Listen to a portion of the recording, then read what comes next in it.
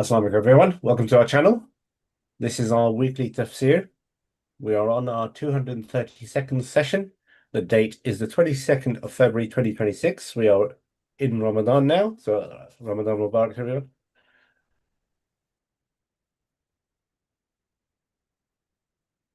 The format will be Tafseer followed by Q&A, and then afterwards we'll be doing a Palestine update on Rumble, if we're able to successfully connect to Rumble, or it will be done privately and then uploaded separately to Rumble. Our description has everything. The description has our Rumble channel, has our Legacy Odyssey channel, which has some of the older videos, and we are currently uploading a number of videos to this channel that you're watching us on now, the Islamic Revival channel. We're putting priority of our Tawheed classes. And inshallah, we also have live Tawheed halakas, not during Ramadan, but after Ramadan they'll resume. So you'll have plenty of material to, inshallah, avail yourselves of. The Odyssey does have a considerable number of videos there. So if you're missing anything, you may find it there. Other than that, just be patient, inshallah, we'll get it all up. And also, we're uploading to multiple private channels as well. So if we do come across this problem again, hopefully not, inshallah, but we will be able to recover from it much quicker because we'll have alternate locations, because the truth cannot be suppressed. The revolution will never die. It will just multiply.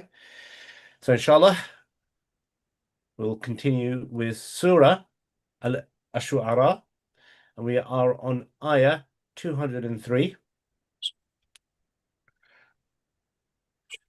Yeah, so just a second, let me just make sure I'm on the right one.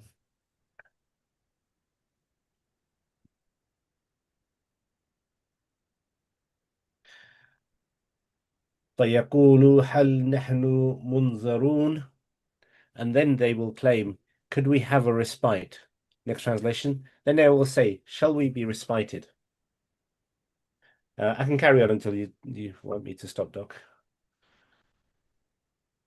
Doc, let me know if you want me to carry on, inshallah. Is that where we stopped last time? I believe so. We finished the prophets and Musa and Harun, and then what came after that? I can't recall, to be honest with you. Go an ayah before, one ayah before. Okay. Yeah, I'll do a couple of ayahs before that. Yeah. Okay, I'll start at 200. 200. So كذلك سلكناه في قلوب المجرمين لا يؤمنون به حتى يروا العذاب الأليم. Yeah, I think that's what we remember. We have discussed this one. Yeah, next one. فيأتيهم بغتة وهم لا يشعرون. I think فيقولوا هل نحن منذرون. they will say, the criminals, that when the punishment comes suddenly, can we get any respite or any delay so we can do better? But it's in vain. Next ayah, clarify that. Okay, next ayah is أفبعذابنا يستعجلون. Now we start reading the translations. Do they then really wish that our chastisement be hastened on? Next translation, do they then ask for our penalty to be hastened on? Yeah. So is that because their position is clear now? They will believe only when they say punishment. So are they asking for the punishment to come right now?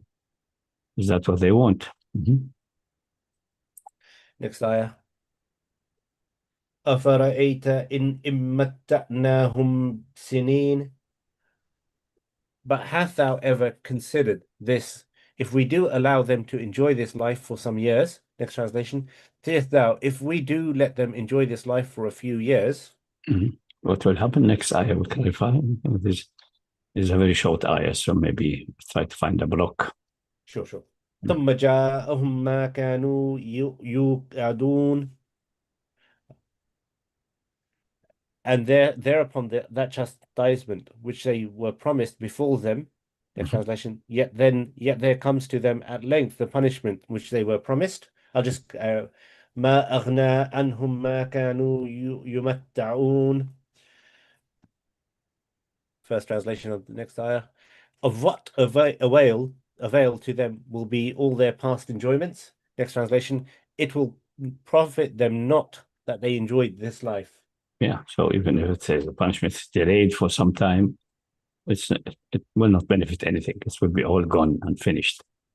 So the wise causal action is always when the truth comes, accept it immediately and start acting on it. Don't delay. Don't wait for the future. Don't even stupidly ask for punishment to come. Ask for guidance to come, not punishment to come. Next. وما أهلكنا وما وما أهلكنا من قرية إلا لها منذرون. And withal, never have we destroyed any community unless it had been warned. Next translation, never did we destroy a population but had its warners. Yeah, before any discussion, warners for sufficient time to reconsider and repent and accept the warning and move on, change their way of life. Next. ذكرى وما كنا ظالمين, and reminded for never do wrong anyone. Next translation, be by way of reminder, and we are never unjust. We never are unjust. Yeah, that's Allah talking about himself. Yeah. Next. وما تنزلت به الشياطين, and this divine writ is such a reminder, no evil spirits have brought it down. Next translation, no evil ones have brought down this revelation. Yeah, this is the one argument to the mushrikeen and others, also some sections of Christianity. They say this kind of revelation must be coming from the devil. From mushrikeen, we understand that, especially those who are dualists and so on. But it's strange to expect that from some Christian, so-called Christian. Yeah, it's true, because they have been follow Marcion. They're still available, mostly in Persia, under the protection of Persian Empire, because they were expelled from the Roman Empire. The rest of the church could not tolerate their point of view, who believe that the world is created by an evil creator, and the Old Testament and the previous prophets are sent by the devil. Only Isa is the nice one who came from the transcendent, faraway God. That's essentially the starting point of Marcion, Disan, and Mani. So, and some of that was relatively spread in Mecca, by the way. It's called Zandaqa, the original Zandaqa, not the later use of Zandaqa as to describe hypocrisy. No, it's really the original Zandaqa, dualist, without being necessarily Majus, Zaradishtian. The Zaradishtian is formal religion, which is, I don't think they believe, none of their subsection believe that the world is created by an evil creator. But an evil creator is trying to interfere and undermine the doing of God. That's Zaradishtian. But those Zanadiqa are much worse in that respect. Anyway, next. So this divine writ is not being revealed by, in modern time, even the Bush grandfather claim, when we're discussing about the Islam, we say, oh no, Muhammad is right, claiming to be a prophet, but he's a prophet of the devil. So he's reviving the old Marcion point of view. It must be concluded also that Musa and all the prophets of the Old Testament are also sent by the devil, because the law is quite similar. Islamic law is much better, obviously, more perfect, clean from the mess of the scholars and so on. Because we don't know from the Old Testament what was the original law really revealed in a consistent way, because it had been embellished and corrupted. But this one confirms some of the fundamentals, expresses that clearly, and improve on it. So it must have the same source like Musa and Harun and the prophets after that. So according to Mr. Bush grandfather, he should deny the Old Testament as a satanic revelation. Otherwise, he's inconsistent. But these people never bothered about consistency. Next. Okay, next ayah. وما ينبغي لهم وما يستطيعون, and for neither does it suit their ends, nor is it in their power to impart it to man. Next translation, it would neither suit them, nor would they be able to produce it. Yeah, that's for the shayateen, the satanic entities, the evil forces. It won't be possible for them to reveal such a divine writ. And the word ينبغي is used here. ينبغي is usually meaning it's impossible. It's rationally impossible for them to do that. If you accept the definition that satanic entity are this and this and this other, and the definition, you cannot define a satanic entity unless you define a divine entity, perfect, completely perfect and good entity, merciful entity, which is the divine, and the devil will be the opposite of that. Okay, then such a divine writ, it's impossible for them to reveal anything which is of the way of mercy, of good law and so on. That is impossible. Simply impossible. ما ينبغي, when it says impossible for them. The word if ما ينبغي used for Allah subhanahu ما ينبغي للرحمن يتخذ ولدا, it's impossible for the merciful Lord, the benevolent Lord, to have a genuine divine son. It's impossible. It's rationally impossible and not doable in any definition of power and capabilities, which we discussed once several times, I think, before. Next, and also the book of Tawheed. Next ayah. إنهم عن السمع لمعزولون. إنهم عن السمع لمعذولون. معذولون. Very, even from hearing it, are they utterly debarred. Next translation. Yeah. Even indeed, they have been removed far from even a chance of hearing it. Yeah. So someone say, oh, they're hearing the supreme ranks, and they can come down. Even they are barred from hearing. So this is not accessible to them. They have no access to that realm. So it's neither they're doing their own creation and invention, nor they snatched it and brought it down. That's not possible. Neither this nor this. Next ayah. That's about the claim that this is maybe a revelation of the devil or satanic entities. فلا تدعوا مع الله إلها آخر فتكون من المؤذبين. Read it again. فلا تدعوا مع الله إلها آخر فتكون من المؤذبين. Hence, O man, do not invoke any other deity side by side with God, lest thou should find thyself among those who are made to suffer on Judgment Day. Translation. So call not any other God with Allah, or thou wilt be among those under the penalty. And notice that it begins with a fa, فَلَا تَدْعُوا. Therefore, don't. So therefore, for what? With the previous one. Because if someone claims that, he is declaring essentially these satanic entities as divine, of having divine power. They have some aspects of divinity at least. But if you attribute any aspect of divinity, even if a negative one, like for example being able to create evil and things like that, if you attribute that, then you have you have claimed that there is a divine partner to Allah, even in some respects, like believing in the jinn, that they were able to hide from Allah, run away from Him, and things like that. Then you will be a mushrik, and you will be then destined to the punishment in the Day of Judgment. Next. Okay, next ayah.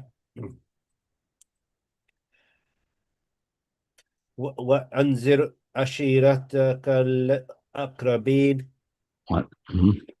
The first translation for that. And warn whomever thou canst reach, beginning with thy kinsfolk. Next translation. And admonish thy nearest kinfolk. Yeah. So this is interesting ayah. That's the general regarding of the stage of the Seerah is that the first 3 years were what they call secret da'wah. It's not really secret in the sense, but he was not calling the people. He said, I am a prophet, and that's what I have. Not telling the people, come to that, or he would be punished. That's the 3 phases. So he was a prophet, but not a messenger yet. The first order to be a messenger, to bring the message to the people, not just to say, I am a prophet and I have this and this and this. This makes good sense. No, now it's bring the people. You have to listen to me, otherwise punishment will come. It started with أنذر عشيرتك الأقربين, and there's some narration about that he ordered Ali ibn Abi Talib to prepare food and so on, and invited his next of kin, Abu Lahab, his uncle, and the other uncles and so on. and they know what he's about to say, so they try to confuse the issues first time, and the did not open that to them, and then he invited them second time, and this second time he offered them, he gave them the warning, and say who will accept that, so he will be the one who will follow up. That's according to Hadith. Follow after me. That's what Shia invoke as that he's appointed Ali as a Khalifa for him. But in that time, there was no state, there was nothing. So Khalifa in Da'wah, most likely, if any, if it's true, if the wording is true. And so in that he declared, and they nobody responded. And then second number said, then Ali said, I responded, I will accept and I will follow. And then they were laughing and say, look to Abu Talib, say he wants your son Ali to be on command over you one day. How ridiculous is that? For their backward mentality, a son cannot be a leader to his father. A son is essentially a slave or owned by his father. How can the son do command and so on? But that's obviously to scatter this. The one who said that is Abdul Uzza, that's Abu Lahab. Whatever is this narration correct or not, this is the first stage in appointing him a messenger now. So when they say he was prophet first by Iqra, read, just read for yourself. Don't tell anybody or broadcast anybody. Now it is under Asharak al-Aqrabin. After mentioning the stories of previous prophets and so on, now you are obliged to do that. You are now a messenger. You are sent now. And then later on, broadcast to all mushrikeen. But it's the first stage for the next of the family. Then he went to the other one later, few days or few months later. But that's what. So this most likely shows that the Shu'ara is essentially in the third, after the third year, in the early fourth year, because we know the first 3 years are essentially just prophethood and just announcing what he believes and so on, and what previous nations have suffered, and without saying, I am sent to you, you have to listen to me. I'm just offering you some good, rational, philosophically sound ideas. That's it, without any obligation to accept or not to accept. Now it is becoming serious, becoming now messengerhood, not just a prophethood. Now, next. So we can include this one of the early surahs in the fourth year. Next time. واخفض جناحك لمن اتبعك من المؤمنين, and spread the wings of thy tenderness over all of the believers who may follow thee. Next translation. And lower and lower thy wing to the believers who follow thee. Maybe be obsessed with wings over. The first one is stressing the side of mercy. The other one is stressing of the being humble, feeling equal, and mixing with the believers as the same way he mixes with his equals. And that's the way it should be. Or this include also that they would be later appointed to the people of Shura, etc., etc. That will come later in more details. But this is the first step. Those who follow you, you are not like a leader or an army commander. No, you behave differently. You are not an army commander. You are not the head of a state. You are not the head of a tribe. You are just a guide. I think a kind type of similar to a father. You have to have a fatherly position of kindness and leadership and equality. Next.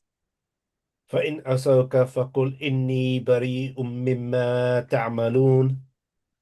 But if they disobey thee, say, I am free of responsibility for aught that you may do. Next translation. Then if they disobey thee, say, I am free of responsibility for what ye do. What you do. What you do. You are responsible for your doing, but I gave you the warning. Yeah.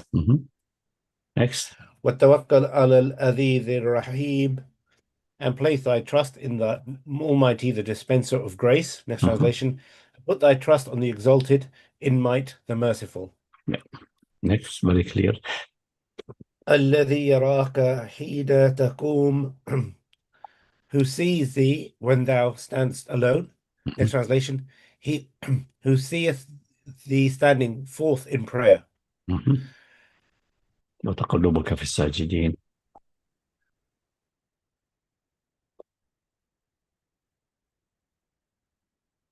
Continue.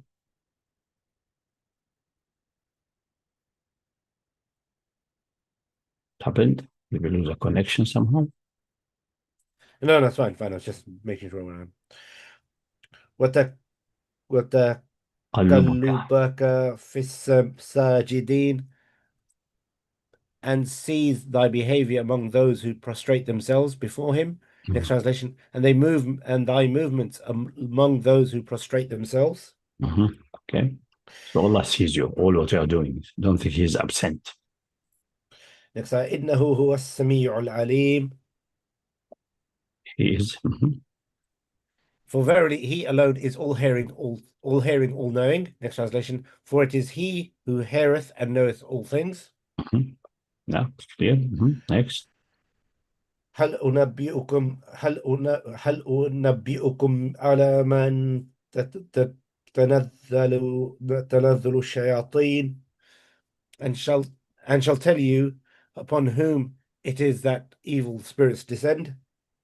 Next translation, shall I inform you, O people, on whom it is that the evil ones descend? Now he goes back to the issue that is not revealed by the shayateen. So we can assume safely that when he was saying the people, I'm a prophet and seeing this and so on, the Qurayshi will say, oh no, he claimed to be a prophet, most likely some kind of satanic entity took his mind. But there was no confrontation because he is not ordering them anything or asking them to do anything.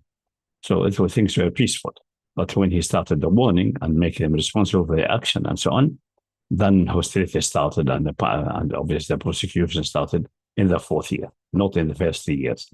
So now Quran conclude after this, say, let me tell you on whom the satanic entities, if any, if ever, will descend.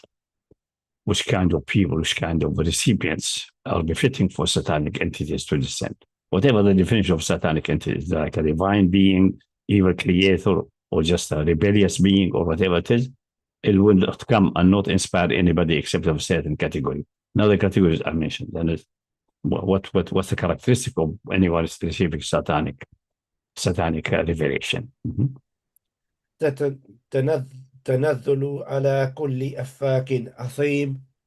They descend upon all sinful self-deceiver. Next translation, they descend upon every lying, wicked person. Yeah, that's a better translation, because afak is a liar, the one who creates falsehood deliberately. It's not like just only kadib. Kadib could be someone who's reporting something. The report is wrong, but he believes it's being true. So so he's ignorant, out of ignorance. But afak is someone who invented the lie, knowing it's a lie.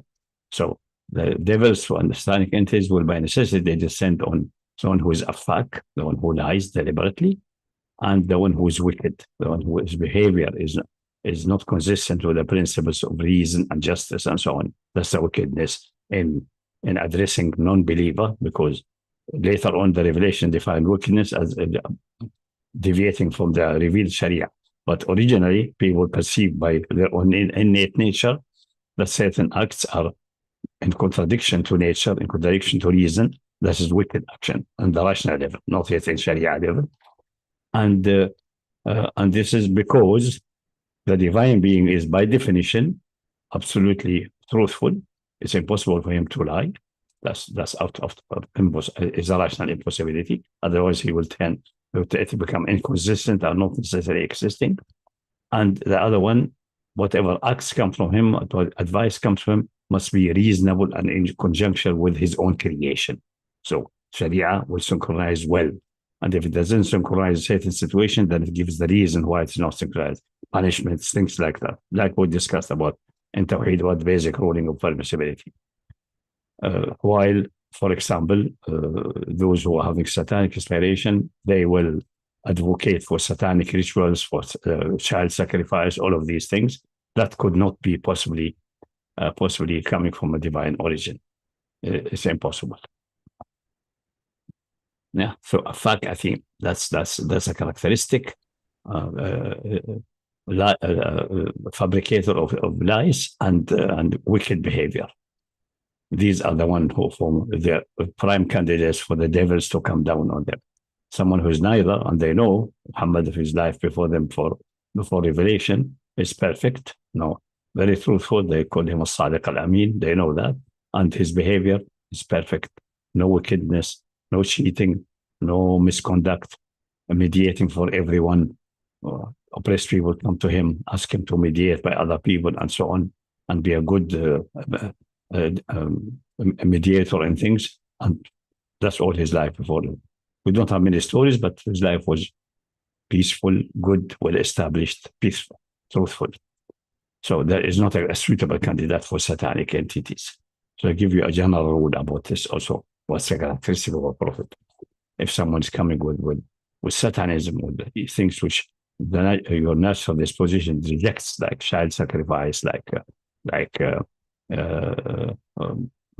homosexuality, all of these, like the Epstein groups and so on, you know that these are the best candidate for receiving satanic inspiration and satanic ideas. And that's what they are doing.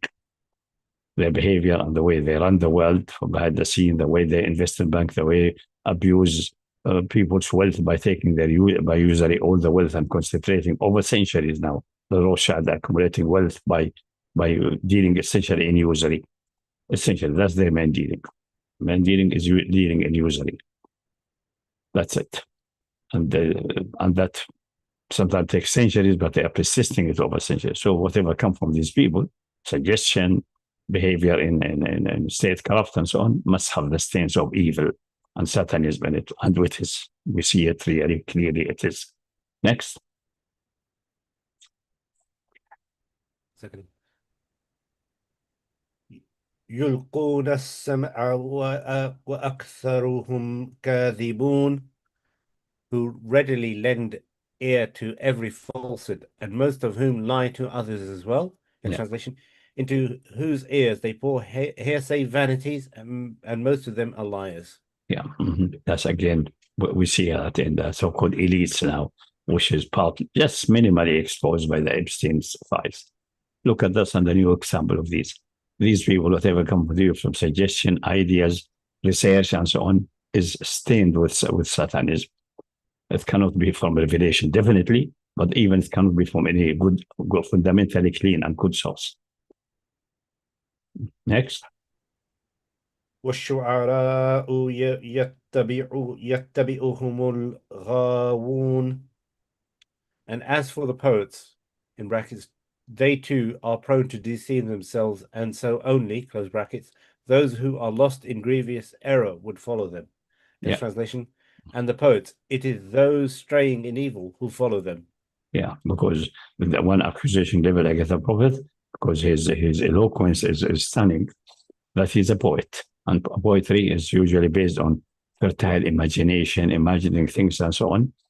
And the Quran says clearly that this is okay as a literature answer, but if you regard that as something which you can follow, what the poets say and utter and so on, of like wisdom and so on, most of it is based on imagination, imagining things which are not there, extending things that only someone who is griefless in order will follow the poets. He may enjoy it, but he recognizes that's just coming from feelings, from partial vision of the reality at best.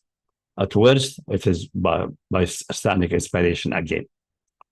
And that's the reason you see in the poetry some exaggeration, extreme things, statements which don't make any sense, but they sound very nice because they are rhymed nicely. Mention any example come in your mind. If you analyze it, most likely it has no substance in it. It's just waving arguments, nothing deeper, more like rhetoric and demagogic argument and demagogic pictures and description. Nothing, no deep truths are behind that. Yeah. Next.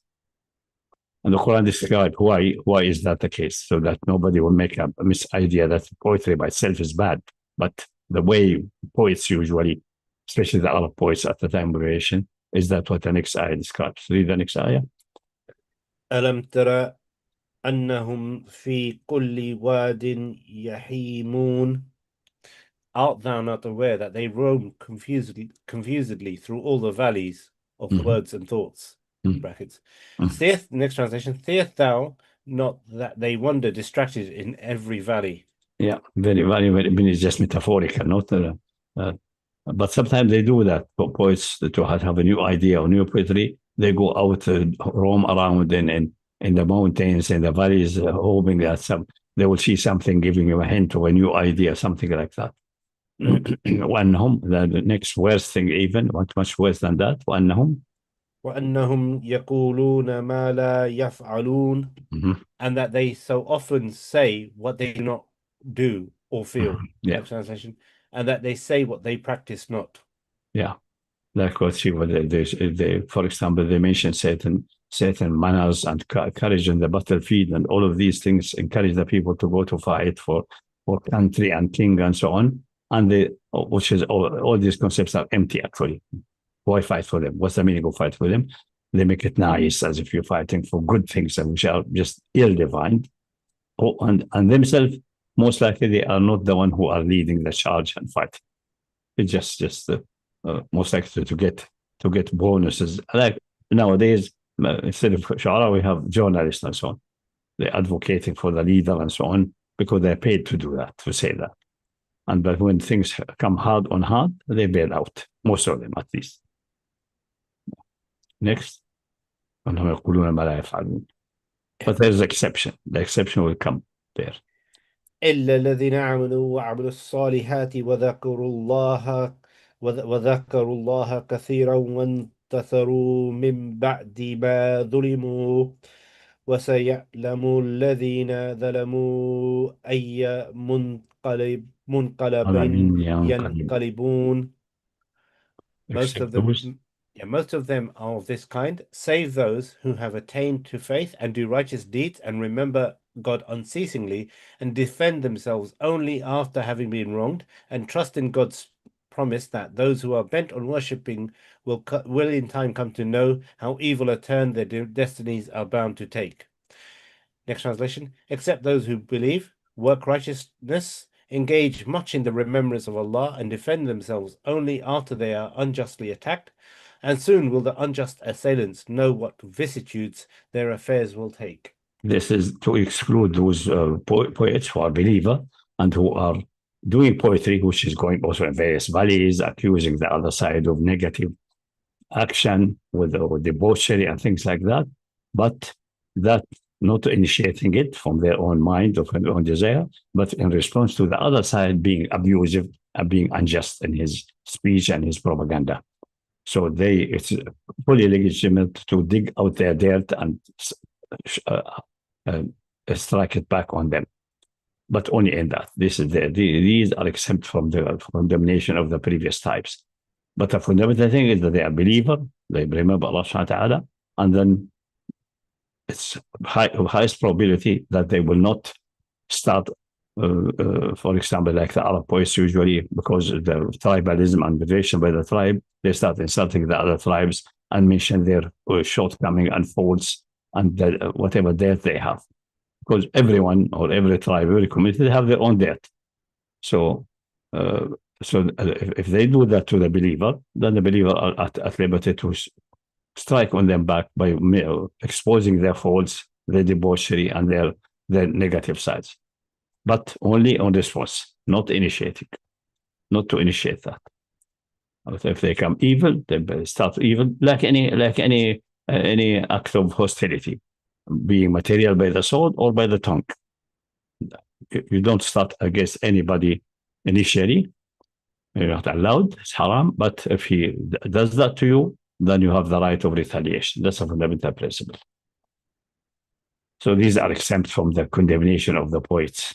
Some scholars said, where it were not for the ayah, poetry would be prohibited. I don't think it will be prohibited, but it will be disliked. That doesn't mean because the ayah describes clearly what's the problem with the shu'ara. They do whatever they don't do what they say, claim. They boast about things which they are not doing, and so on. And that's, even if it's coming from a believer, is worthy of condemning anyway. So next. We're now in another surah, so Surah Naml. Tasin, tilka ayatul The name of the Quran. story is the ant, because the story of the ant is there, which is very interesting. Yeah. Okay. Tasin, tilka ayatul Qur'ani wa kitabim mubin. First ayah. Tasin, these are messages of the Quran, a divine writ, clear in itself and clearly showing the truth. Next translation. These are the verses of the Quran, a book that makes things clear. Okay, that's clear. The meaning is clear. And we address the issue of ta'seen and the other so-called disconnected. That's what they may mean. I think we addressed it several times. We don't need to repeat it again. Next. هدى وبشرى للمؤمنين. A guidance and a glad tidings to the believer. Next translation. A guide and glad tidings to the believers. For the believers.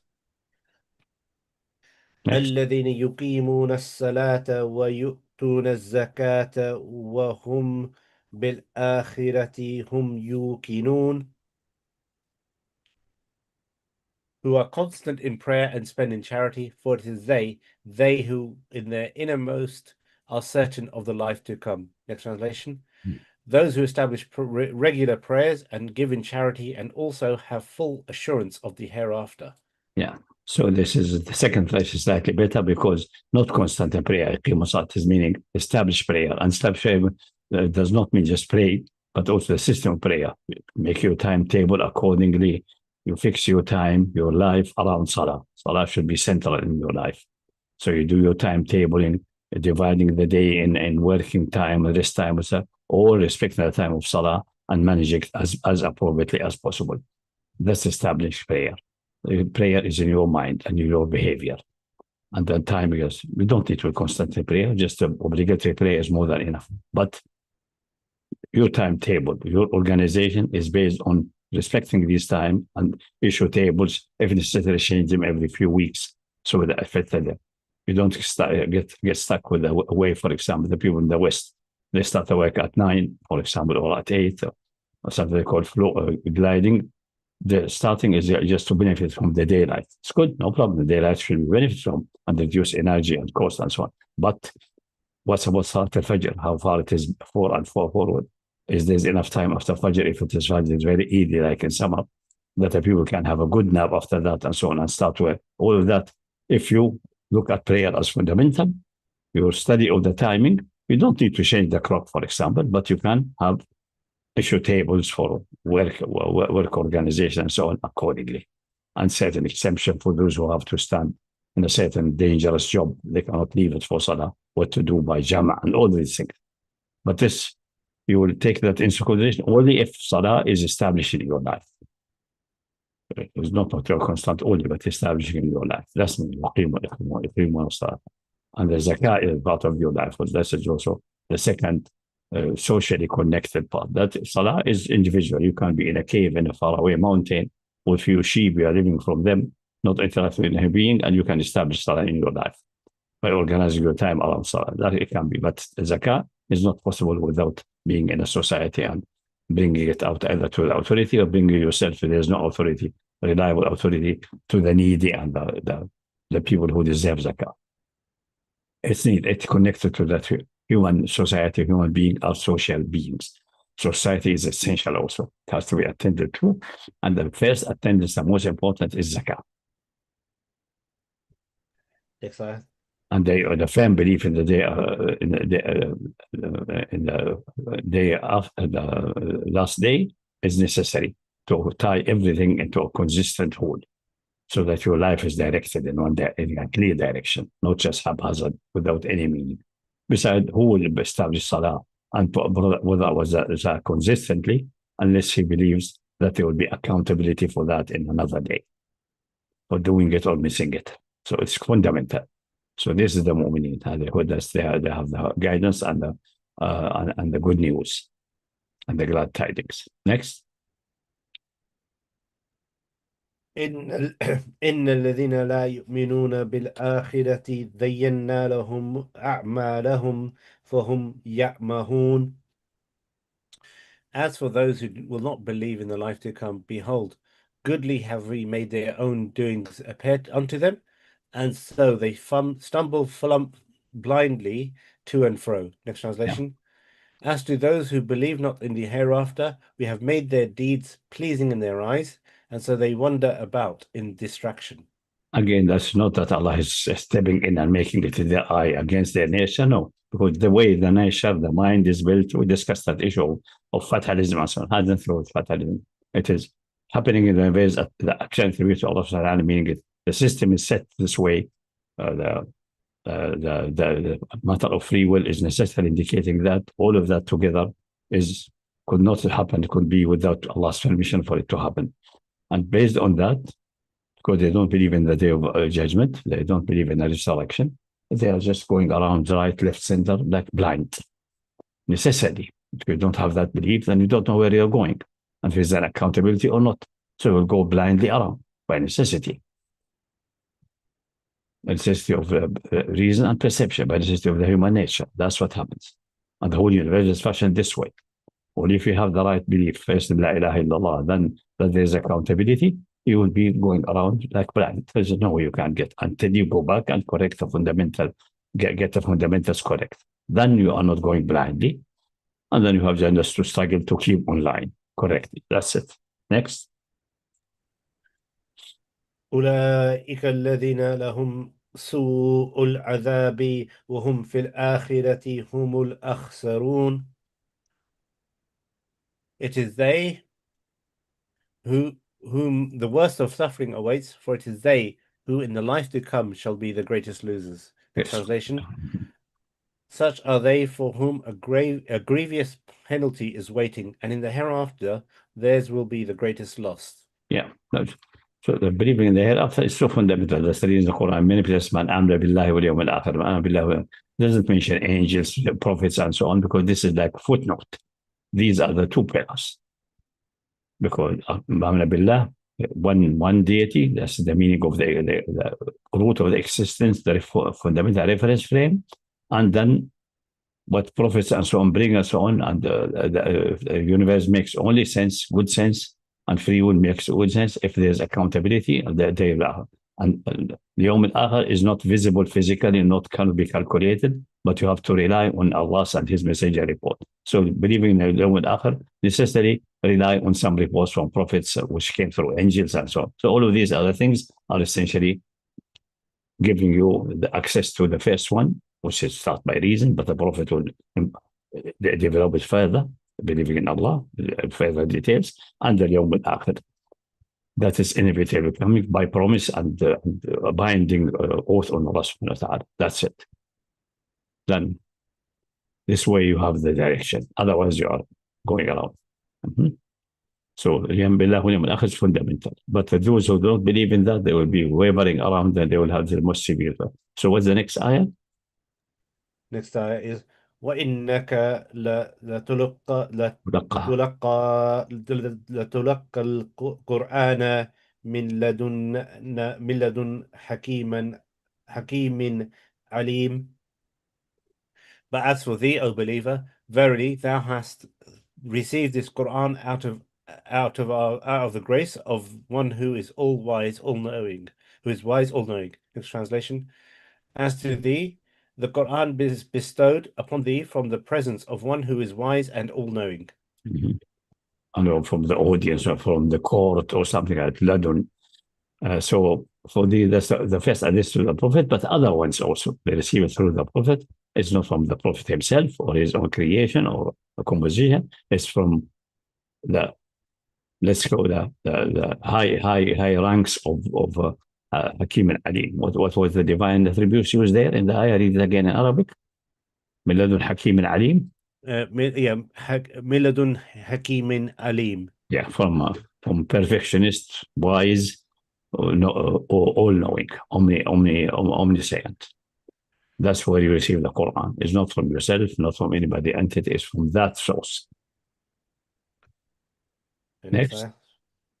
إذ قال موسى لأهله إني آنست نارا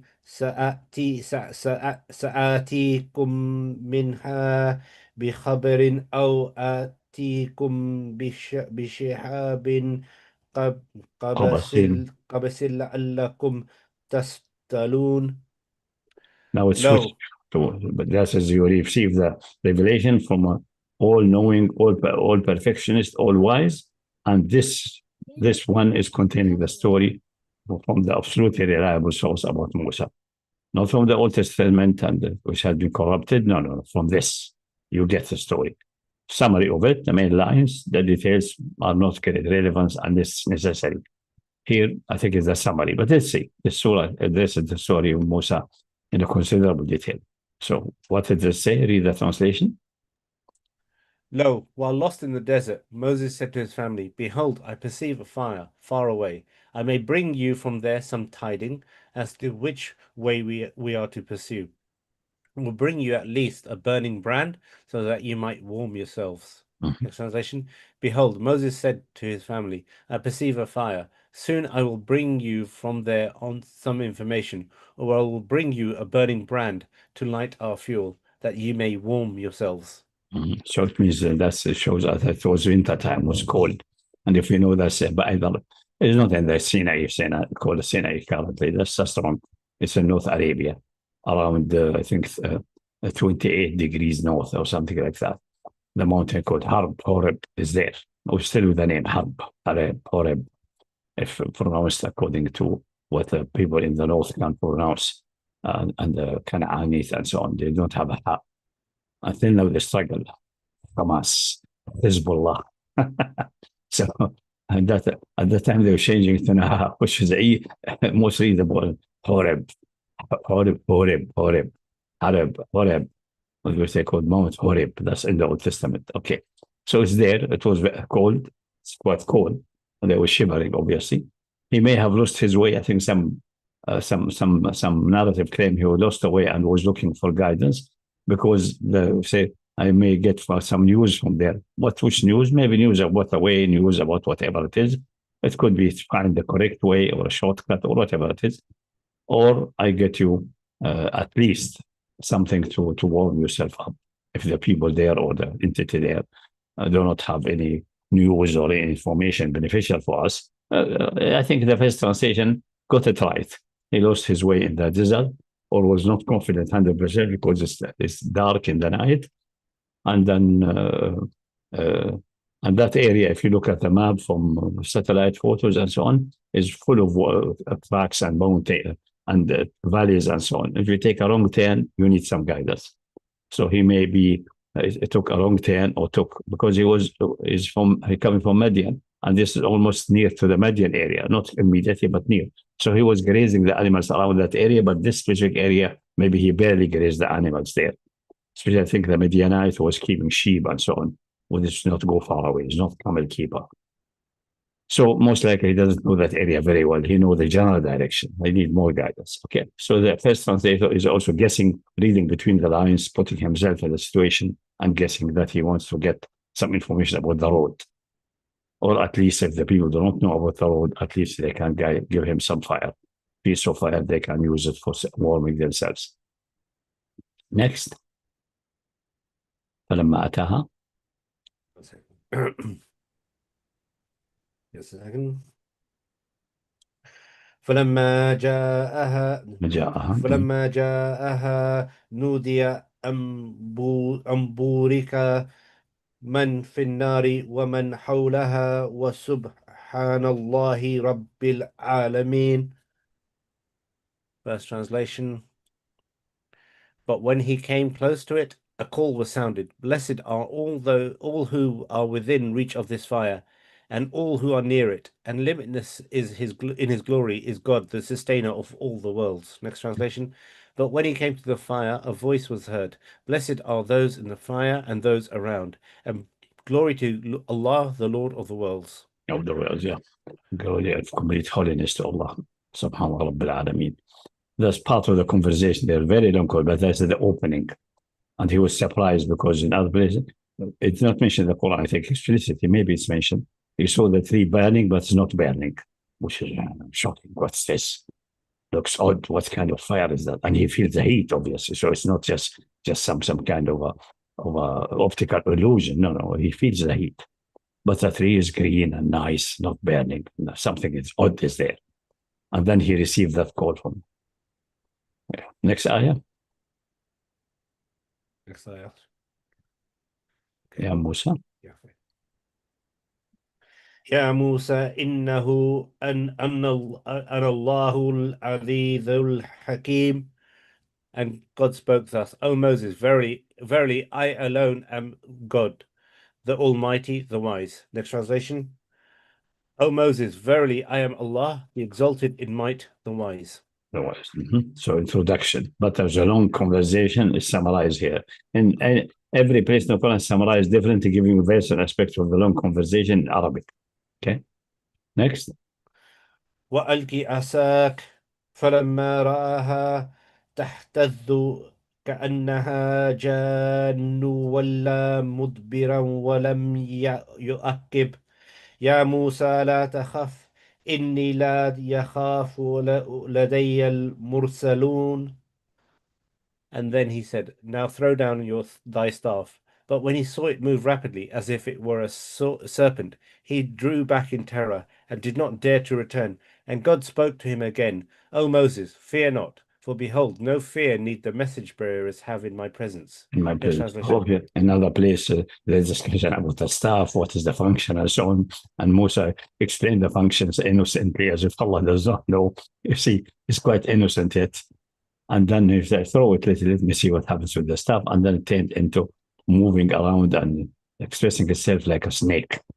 And then he was terrified and ran away without even turning back or looking, just ran away. What could happen? Some people having an aversion to snakes, that you see a snake, they just run away with almost headless. That's maybe he has a small child experience with a snake or something like that, and he ran away and things like that. Whatever, we don't know. That's very common phenomena. I know someone in the physics department of the King Saud University in Riyadh. He's a tough guy. He's from Shammar, from Iraqi. He has experience as a child. He doesn't remember the date of experience, but he was then visiting, I think, China for a job related either to Iraqi government or to King Saud University itself, something. And then the Chinese invited him to a restaurant, and he is not very practicing. So whatever is offered is reasonable. And he said, we have very special delicatessen, you can choose by yourself. So they went to some kind like a big barrel with a cover. And then he tells me, I'm listening to his story. It's Mohsen Samawi. I think he passed away. And he lifted the cover, and it was full of snakes. So I can choose the nice snake for myself, and they can grade it according to specifications. So the moment I saw it, I found myself 100 meters far away on the streets. He ran blind. I think because he was attacked by a snake as a child. So such reactions are easily available and possible. So I noticed myself to be in the street 100, I'm running behind you. What? Stop, it's okay, it's no problem. Chinese man. Okay, that's in China, obviously, who was sitting there. So maybe something like that happened to Musa. That's interesting. He ran away. Allah pacified him then. Ya Musa, aqbil wa la takhaf. Come, don't be afraid. The don't be afraid is not a command to be complied, is a creative command. So the fear is gone from him completely. And take it. And he took it to all the fears and so on. And the complexes are gone, washed by the divine command. Aqbil wa la takhaf. Messengers will have nothing to fear in my presence. Next ayah. Next, I'll just do the translation quickly. Now, the second translation. Now do thou throw thy rod. But when it saw it moving of its own accord, as if it had been a snake, he turned back in retreat and retraced not his steps. O Moses, it was said, fear not. Truly, in my presence, those called as messengers have no fear. So next ayah. Yeah. Next.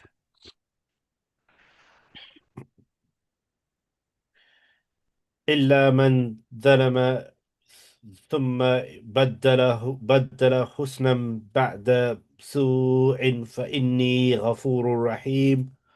And neither need anyone who has done wrong and then has replaced the wrong with good. For verily, I am much forgiving, a dispenser of grace. Next translation. But if any have done wrong and have thereafter attributed good to take the place of evil, truly I am oft forgiving, most merciful. That's a condition. The messenger do not fear in my presence, but also those who did it, they don't need to fear my presence after repentance. Maybe a hint there is that the weakness in your heart and the fear is because you killed that Egyptian by mistake, obviously not intentionally, but that mistake, the reason for him to run away to that created like a weakness in his heart. And that, but in Madian he repented, so you should don't think about that, overcome it, because even if you have done that and you repented, I know that you repented, you You reformed yourself in Madian, you improved yourself considerably, that's fine. So you don't need to fear because of that, that I will blame you for that, what you did before. Because he knew that he made a mistake and he supplicated to Allah to forgive what he did. And still next day he almost repeated. So he has gaps in his character. Now these gaps are closed, being a messenger and unfallible. All by divine action immediately after bearing 3. Next.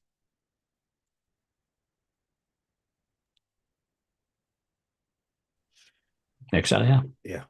وأدخل يدك في جيبك تخرج بيضاء من غير سوء في 9 آيات إلى فرعون وقومه إنهم كانوا قوما فاسقين. Yeah. Now place thy hand into thy bosom, it will come forth shining white without blemish. And thou shalt go with 9 of my messengers unto Pharaoh and his people, for verily they are people depraved. Next translation. Now put thy hand into thy bosom, and it will come forth white, without stain or harm. These are among the 9 signs thou wilt take to Pharaoh and his people, for they are a rebellious people in transgression. So now the Quran jumps, see the hand has been done there at the tree, shown. And then Allah preempts that or report to us that this one of the ayahs of these 2 ayahs are a part of the 9 others, or 9 addition to that, 7 plus these 2, 9. We have to count them in Surah Al-Araf. I think we counted them, total of 9. Anyway, these you will be sent to Pharaoh and so on and his people, but this was not said at the 3. That came later. At the 3, only these 2 first ayahs introduced. Later, when he went to Egypt, the other ayahs were introduced one after one. So he may almost certainly was not aware about these various ayahs.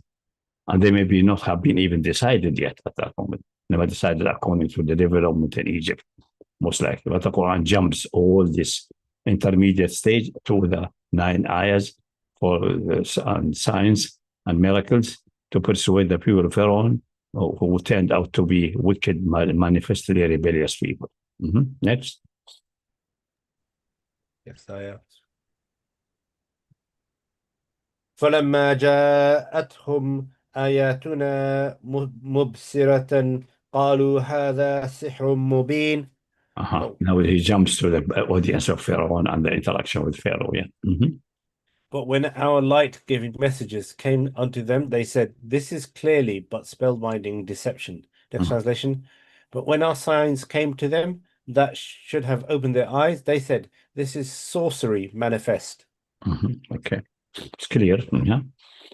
So he's commenting at the end of all these developments, because it talks about ayat on our signs, not only one sign, all signs. So all the process of Egypt and so on have been summarized that now. Now it goes to the next stage. So there's not a place to detail that. That's detailed elsewhere. وجاهدوا بها واستيقنتها أنفسهم ظلما وعلوا فانظر كيف كان عاقبة المفسدين. And in their wickedness and self-exaltation, they rejected them, although their minds were convinced of their truth. And behold, what happened in the end to those spreaders of corruption. Next translation. Next translation, yeah. And they rejected those signs in iniquity and arrogance, though their souls were convinced thereof. So see what was the end of those who acted corruptly. Yeah. So this is, first of all, their rejection is based on volume, which means transgression, and just dealing with the evidences at the table. That's also some kind of injustice and getting out of the way of balanced, because justice is a balanced way.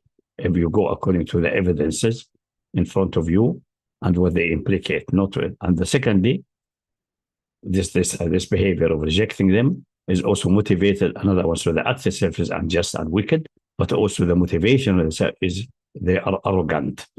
They don't want to follow, as they said in other place of the Quran. Are we following 2 men whose nation are slaves under our control? It's impossible. How come that? It's out of question. We're going to whatever truth they bring, whatever it is. So they judge a thing according to their arrogance, and they're believing that they are superior to other people and so on. The problem is the fundamental catastrophe in the universe started with arrogance, and you attribute to yourself virtues and levels of understanding which you don't have, overpraising yourself, self-righteousness. I must be right. I'm superior to the other one. So just ignore these evidences. Just check them off the table. And the Quran says, look what was the result of these people who are mufsidin. Mufsid is the one who do corruption, the one who, and usually corruption means the people who, in that case, we know for corruption, they're people of bloodshedding, of waging wars, of attacking others without any justification. The only justification is that you're defending yourself, or you're repelling an attack of a hostile enemy. That's it. No other justification is allowed whatsoever in the universe. So that's, and is advising the messenger to look what was the result of their arrogance and their injustice. And they were punished because they are also people of corruption. Necessarily, if you have the arrogance and you are not taking evidence on board and you are unjust, you are not doing things in a balanced way, it's ultimately ending into corruption, bloodshed, waging wars and all. Okay. Next.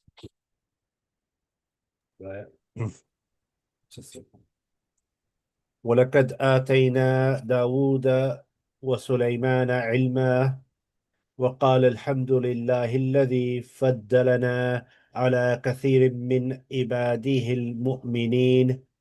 And indeed we granted true knowledge unto David and Solomon as well, and both were wont to say, all praise is due to God, who thus has favored us above many of his believing servants. Next translation. We gave in the past knowledge to David and Solomon, and they both said, praise be to Allah, who has favored us above many of his servants who believe. So there's the Quran jumps now more than 400 years between time of Musa and time of Dawood and Sulaiman.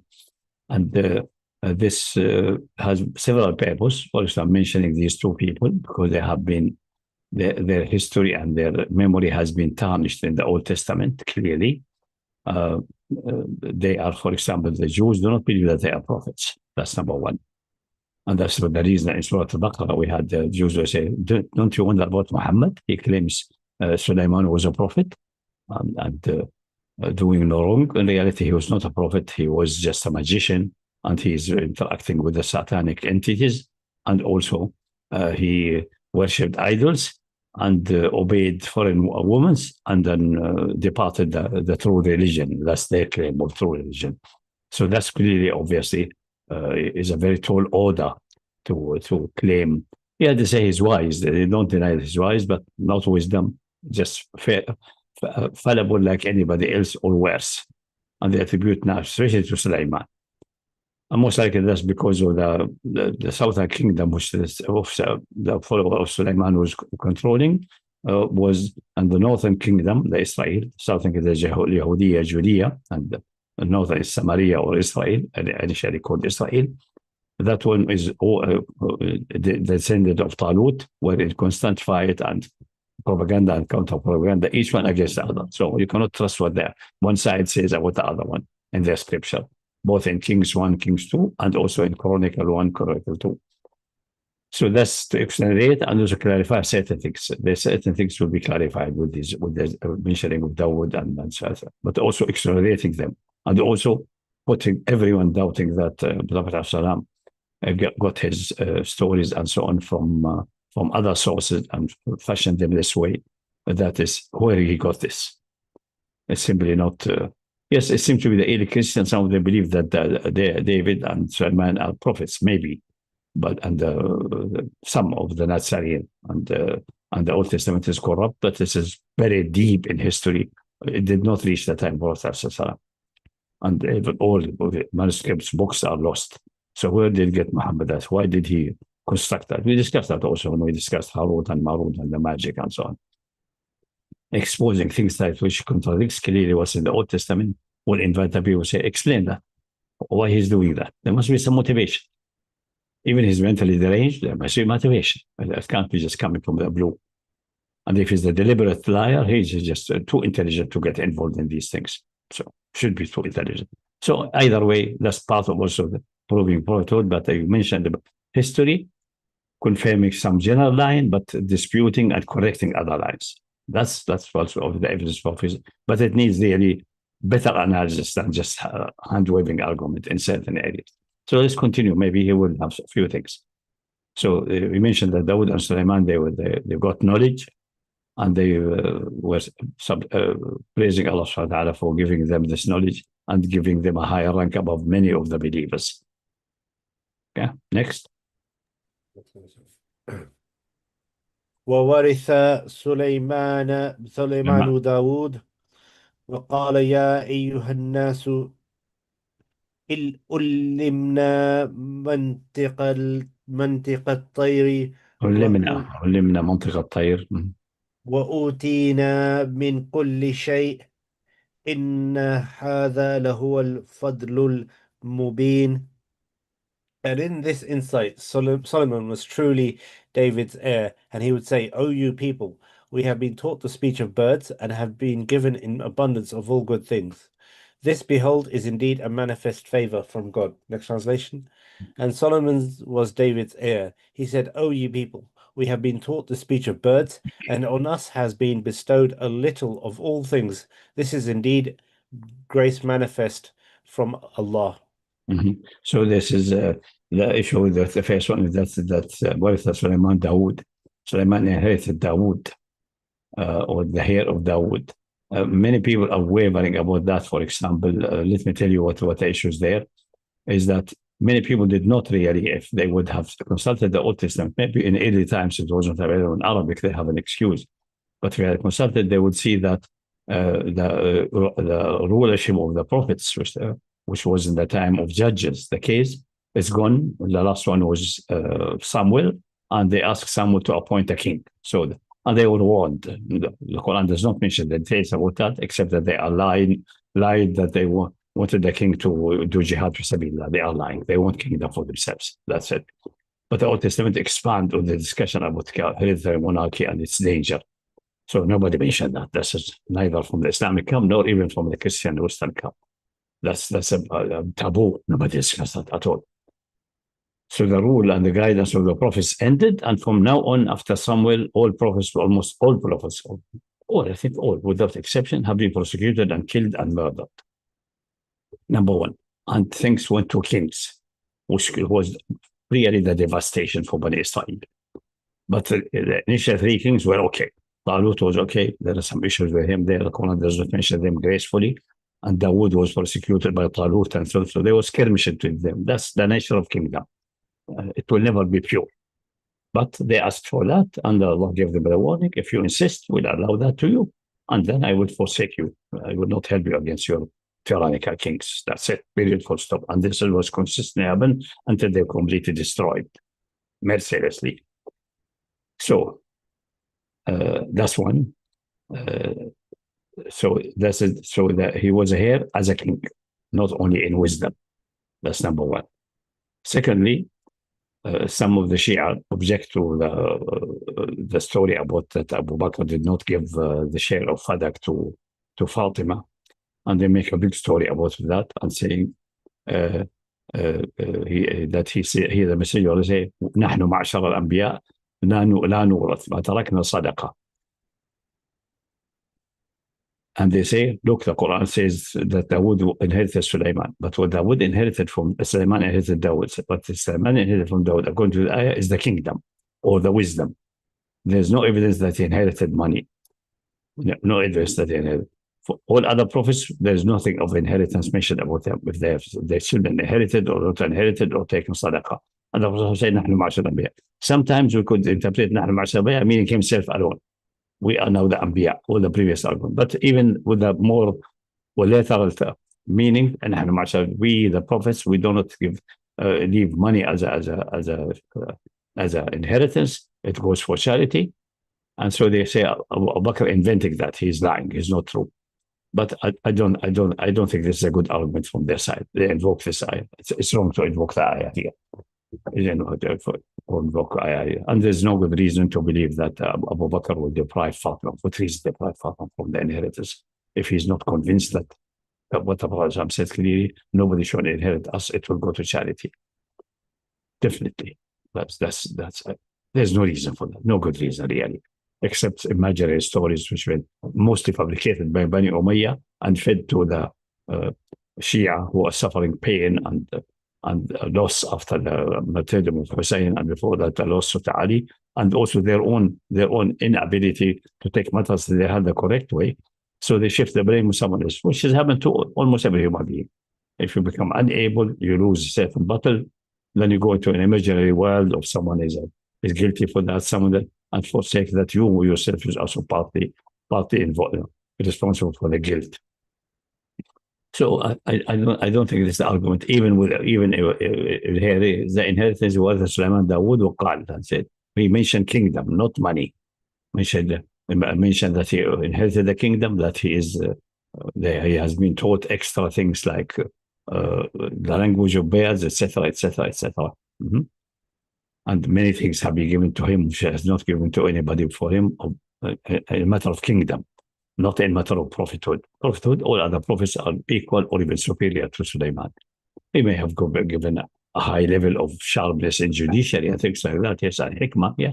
But all other prophets are the same, or less or more. But because he was a king who has to also judge and administer the affairs, he has plenty of stories of this direction. While other prophets, most of their life, they were under prosecutions and being killed. They did not get the opportunity to rule. So that's the situation. So that's what Sulaiman said. Now we continue the story of Sulaiman.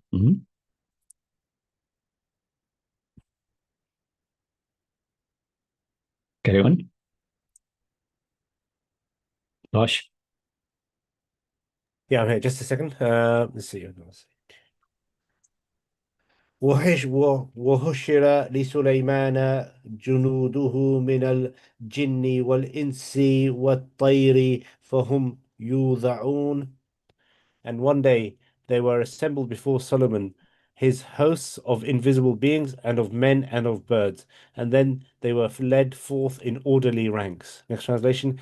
And before Solomon were marshaled his hosts of jinns and men and birds, and they were all kept in order and ranks. Okay, so that's one day. Maybe that's repeated every year, but in one day, one of these occasions, that happened. So he was inspecting the armies and the hosts. Yeah. حتى إذا أتوا على واد النمل قالت نملة يا أيها النمل ادخلوا مساكنكم ولا يحتمنكم سليمان وجنوده وهو لا يشعرون. وهو ولا وهم؟ sorry. وهم لا يشعرون. Until when they came upon a valley full of ants, an ant claimed, "O you ants, get into your dwellings, lest Solomon and his hosts crush you without even being aware of you." Next translation. At length, when they came to a lowly valley of ants, one of the ants said, "O ye ants, get into your habitations, lest Solomon and his hosts crush you underfoot without knowing it." So obviously Sulaiman was getting the army like in maneuvers, marching, doing war games. We expect that. That's natural. And then in Valley of Ants, one ant, when seeing the armies advancing, she told the other ants, "Get into your housing that's underground, sufficiently deep so that the horses and the carriages will not crush them. Otherwise, you will be crushed without anybody taking notice of you." But Sulaiman noticed that and saw it. So he smiled. Yeah, next ayah. فتبسم ضاحكا من قولها وقال ربي أوذئني أن أشكر نعمتك التي أنعمت علي وعلى والدي وأن أعمل صالحا وأن أعمل صالحا ترضاه وأدخلني برحمتك في عبادك الصالحين.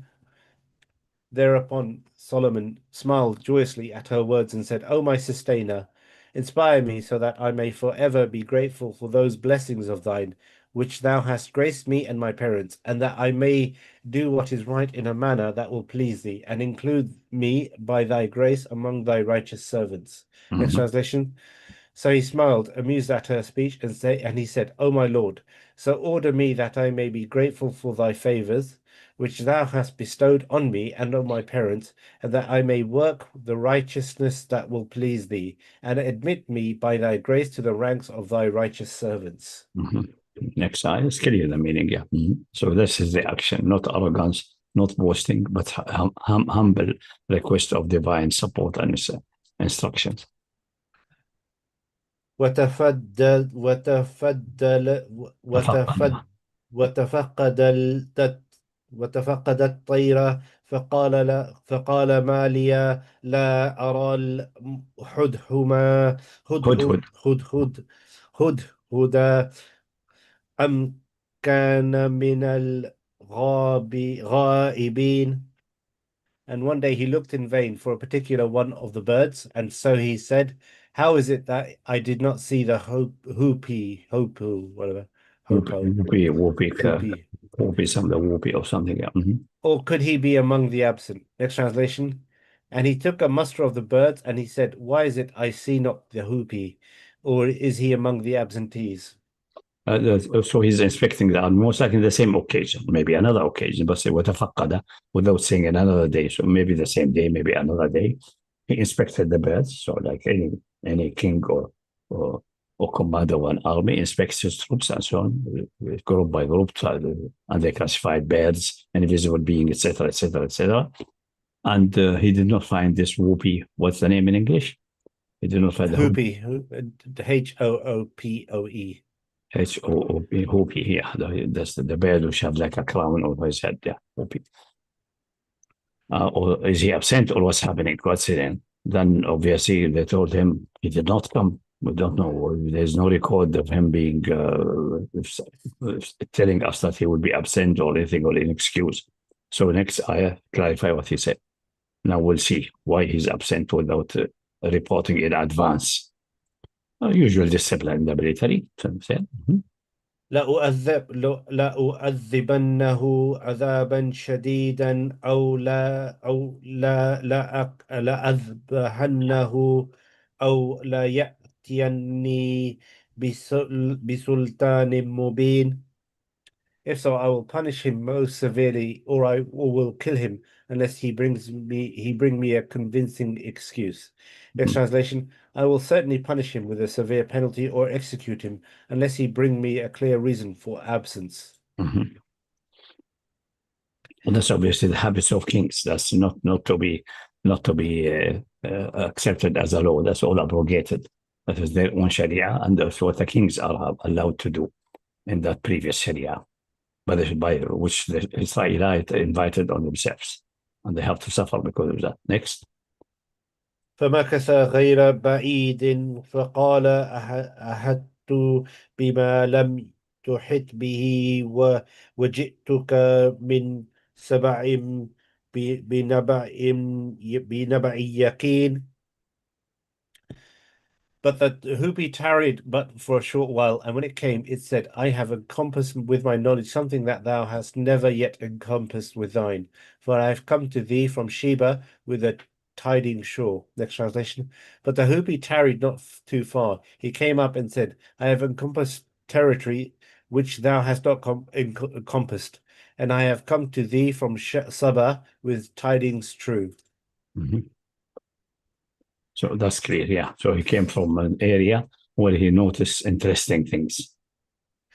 The birds immigrate going north and south and so on all the time, but at that time, by the sign of Allah, he noticed something. Otherwise, how could a bird notice anything like that, which is going for millennia maybe? But now this is for divine reason, which we don't know, but we see how the development should be. Next slide. إني وجدت امرأة تملكهم وأوتيت من كل شيء ولها عرش عظيم.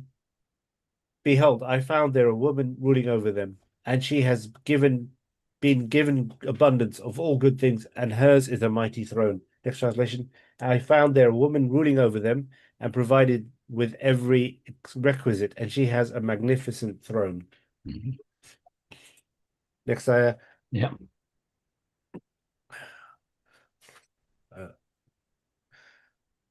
وجدتها وقومها يسجدون للشمس من دون الله وزينا لهم الشيطان زين لهم وزينا لهم الشيطان وزين لهم الشيطان أعمالهم فصدهم عن السبيل فهم لا يهتدون. And I found her and her people adorning the sun instead of God, and Satan has made these doings of theirs seem goodly to them, and thus has barred them from the path of God, so that they cannot find the right way. Next translation. I found her and her people worshipping the sun besides Allah. Satan has made their deeds seeming pleasing in their eyes and has kept them away from the path, so they receive no guidance. Actually, the Quran says يسجدون, they prostrate to the sun. That's one aspect of worship.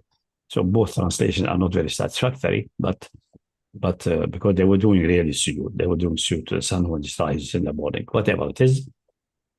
So this guy, this hudhud, this whoopee, saw things. Obviously, the first time ever. Before that, they said the whoopies are traveling from Palestine, where Solomon most likely was, all the way to Saba. Saba, we know it is in South Arabia, Sana'a and around. That's the area of the country of Saba. In the Old Testament, they got it wrong. They say Saba somewhere like in South Lebanon. That's most likely they got confused because the tribes there are originated from Saba. And they're originally from South Arabia. But that confusion is clarified only by the Quran and by another hadith of Prophet. So this is Saba, so a long distance. And possibly in his normal migration, maybe there's a migration of these whoopee. I think it's a migratory bird going from like near the equator all the way maybe to cold up the climate. Someone will check about the whoopies migration trails, how they look like. Anyway, and then he described their situation in a language which shows someone who is knowledgeable. Obviously, Sulaiman did not buy that at face. He's way too savvy and strict to accept that. He has to test that. Now, we have to bring an evidence for what he said. Which also shows from that we conclude if Saba is really in South Arabia or even South Lebanon. No, that's wrong. South Lebanon definitely wrong. It's only tribes attributing themselves to be Saba'i from Saba. That's all what's in South Lebanon. That's true. Because the tribes settling in Lebanon and in Damascus and all the way to Palestine, or even long before, at the time of Ibrahim, even before Ibrahim, Canaan and so on, they descend from Saba. They descend from the tribes there in near in South Saudi Arabia, in North Yemen, Sana'a, all of that. These are all Saba'i originally from Saba, various sub-tribes there. And the Prophet have described who went to the north and who was staying there. That's all on record. We don't need to bother about that at the moment. So it shows that's far away from the kingdom of Sulaiman. He does not know about their situation at all and have nothing to do with them and his peace. So we can assume safely that his kingdom did not extend as some horrifying stories or popular stories extended all over the earth. All over the earth is just the earth, the Holy Land, and maybe a surrounding area. That's it. And maybe just bordering on Egypt. That's all what his kingdom is. So when they say 3 or 4 control the whole earth, they are dreaming. That's not true. Nobody controlled the whole earth ever. But they misread the story, especially in the Old Testament, and sometimes popular stories, because Sulaiman is featured in many popular stories about the Sulaiman ring and the ghosts, spirits, and things like that. Many stories, both in the Aramaic and also the Arabic and so on. In addition to what in the Old Testament, so there's a complete confusion there. So that's all not true. So he is not completely unaware. Maybe he's unaware all the way to Mecca, because it seems to be there are evidence that Musa did pilgrimage to Mecca, but they don't keep that in the Old Testament. They shut it out, obviously. And Sulaiman is aware about all the way of the place of the crossing of the Dead Sea, and he put pillars there and it's aware about possibly until Mecca, but that far away area. And it's doubtful even that his kingdom extended in the area because they were local people managing himself, and he has nothing to do with them. They're not Israelite. So he's not a king over them anyway, most likely. Anyway, so that's now Suleiman checks the story. He receives the revelation that you have to check the story and interact with the people there. Why? This is a divine plan, which we don't know all the deep aspects of it, even until now. But let's go.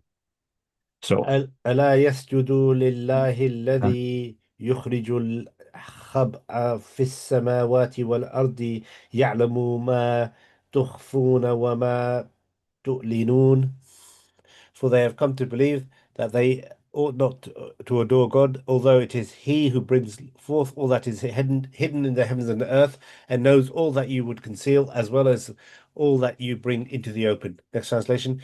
Kept them away from the path, that they should not worship Allah, who brings to light what is hidden in the heavens and the earth, and knows what ye hide and what you reveal. that's what meaning the devil. But there's another reading, Allah يعلمون. Shouldn't they really worship only Allah, the one who brings this and this and this and this, instead of what they are doing, prostrating to the sun? So the whoopee is being or appears to be wise and maybe having more knowledge of the Suleiman. So Suleiman was in a state of shock. Obviously, say, okay, you pretend to be wise and having advice and philosophical comments about the universe. Let us check your story if it is true. Allahu la ilaha. Allah la ilaha. Yeah, still the whoopee is talking still. Allahu la ilaha illa huwa rabbul arshil azim. God, save whom there is no deity, the sustainer in awesome almightiness enthroned. Next translation. Allah, there is no God but He, Lord of the throne supreme. Next ayah. قال سننظر أصدقت أم كنت من الكاذبين. Said Solomon, we shall see whether thou hast told the truth or art one of the liars. Next translation. Solomon said, soon we shall see whether thou hast told the truth or lied. So if you ponder that, Solomon, despite the nice talk of the whoopee, and obviously surprising that a whoopee will have all these information and all these ideas and so on, obviously expressed maybe in a lower level, we don't know, but there's a Quran report about what he said. So it seems to be to a level of sophistication, despite all of that, which is normally miraculous. We have so many whoopies, none of them seems to be so sophisticated anyway. And there's a sign for Allah. Still, he is savvy enough to scrutinize the report of this guy, despite of all things, to make sure it is, which reminds us that being gullible is not a good feature. Like, for example, Mursi in Egypt, being warned about Sisi, that he is not a clean man. Say, no, he's our son, we know what. And Sisi was very good in pretending to be serving Mursi, even putting him the shoes and so on. And he's a munafiq and almost certainly a kafir, also. And so being gullible and assuming that others are good is not a good sign for you. You have to recognize the others, especially if it's a matter of running a state, running a kingdom, running a society. In personal level, yeah, you may calculate my suffering would be minimal, but this would be most disturbing to accept such people. And this is very common, especially in Mashayikh and people who are Sufi and so on. They accept whatever, as long as the person in front of them looks like for Salafi, for example, he has a beard and he he's also la hawla wa la quwwata illa billah, and all these things, and pretend, and the short talk, and the talks about demolishing graves. He is one of God's allies. You can trust him. And the same with the Shia. But someone having this like a stubborn beard and say, Allahumma salli ala Muhammad wa ala Muhammad, on every occasion, it must be a good Shia. That's credibility. Maybe in a personal relation, you may accept that's no problem. But if it's in running a state and so on, you have to scrutinize the people in front of you and up to the core to check their capabilities, their behavior, and so on, and make sure that. And still, despite all of that, you're bound to have sometimes people who sneak through. Yeah, but that's nothing can be done about that. But you have to do that scrutiny. So Sulaiman did not buy all this nice talk of the whoopee. Said Qutb commented this, he did not buy the nice talk. Let's verify, if you're telling the truth. We know many people, sycophants, who can talk very nicely. It's not going to work with Sulaiman. So, we'll check that. Take my letter now and fly with it there. Read the next ayah. اذهب بكتابي هذا فألقه إليهم ثم تول عنهم فانظر ماذا يرجعون. Go with this my letter and convey it to them, and thereafter withdraw from them and see what answer they return. Next translation. Go thou with this letter of mine and deliver it to them, then draw back from them and wait to see what answer they return. So he's using him essentially like the so-called messenger pigeons. But messenger pigeons can be trained and go to certain points, which everything. But this one is not trained at all. This is also, again, a special miracle for Sulaiman. So the bird is having the letter or the scroll around his leg, fly there, loosen it, drop it on the queen herself, the woman who owns them and controls the country was their queen.